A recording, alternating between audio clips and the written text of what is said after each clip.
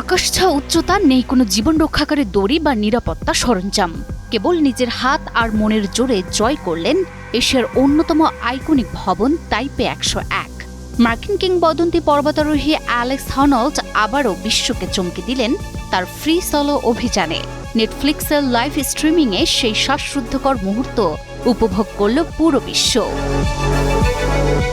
25 জানুয়ারি রোববার তাইওয়ানের আকাশরেখায় আধিপত্য বিস্তার করা 508 মিটার উঁচু তাইপে 101 ভবনের নিচে তখন হাজারো মানুষের ভিড়। সবার নজর উপরের দিকে। সেখানে কোনো স্পাইডারম্যান নয়, রক্তমাংসের এক মানুষ লড়ছেন অভিকর্ষ বলের সাথে, তাও আবার কোনো যান্ত্রিক সাহায্য ছাড়াই খালি হাতে। সাই সাই করে বয়ে চলা বাতাস আর উচ্চতার চ্যালেঞ্জকে বুড়ো আঙুল দেখিয়ে মাত্র 91 মিনিটের এই রুদ্ধশ্বাস অভিযানে অ্যালেক্স হনল্ট জয় করেন 1667 ফুট উচ্চতার বা 508 মিটার উঁচু এই স্থাপনা। অথচ একদিন আগেও বৈরী আবহাওয়ার কারণে অভিযানটি স্থগিত করতে হয়েছিল। ভবনের চূড়ায় পৌঁছে হনল্ট বলেন, তাইপেকে দেখার এ এক অসাধারণ উপায়। একসময় বিশ্বের সর্বোচ্চ এই ভবনটি আরোহণের পরিকল্পনা হনল্টের দীর্ঘদিনের। তবে কোনো আইন না ভেঙে ভবন কর্তৃপক্ষ এবং তাইওয়ান সরকারের প্রতি সম্মান জানিয়ে তিনি যথাযথ অনুমতির মাধ্যমেই এই প্রজেক্টটি সম্পূর্ণ করেন। নেটফ্লিক্সের আয়োজনে এই অভিযানটি ছিল সম্পূর্ণ অনুমোদিত এবং সরাসরি সম্প্রচারিত।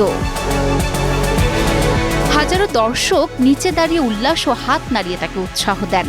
তবে কোনো দড়ি বা সেফটি গিয়ার ছাড়াই যখন তিনি একের পর এক তলা পার হচ্ছিলেন, নিচে দাঁড়ানো দর্শকদের হৃদস্পন্দন তখন যেন থমকে গিয়েছিল। এই ঐতিহাসিক মুহূর্তটি কেবল ব্যক্তিগত সাফল্য নয়, বরং তাইওয়ানের জন্য এ এক বড় অর্জন। তাই তো এই অর্জনকে স্বাগত জানিয়েছেন খোদ দেশটির প্রেসিডেন্ট লাই চিং-তে।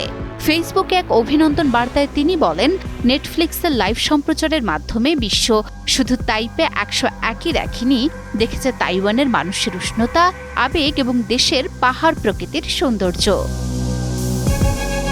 2004 থেকে 2010 সাল পর্যন্ত বিশ্বের সর্বোচ্চ ভবন হিসেবে দাপট দেখানো এই তাইপে 101 আজ সাক্ষী হয়ে রইল এক অদম্য মানবিক সাহসের। অ্যালেক্স হনল্ট প্রমাণ করলেন, মানুষের ইচ্ছাশক্তি যে কোনো উচ্চতাকেই স্পর্শ করতে পারে।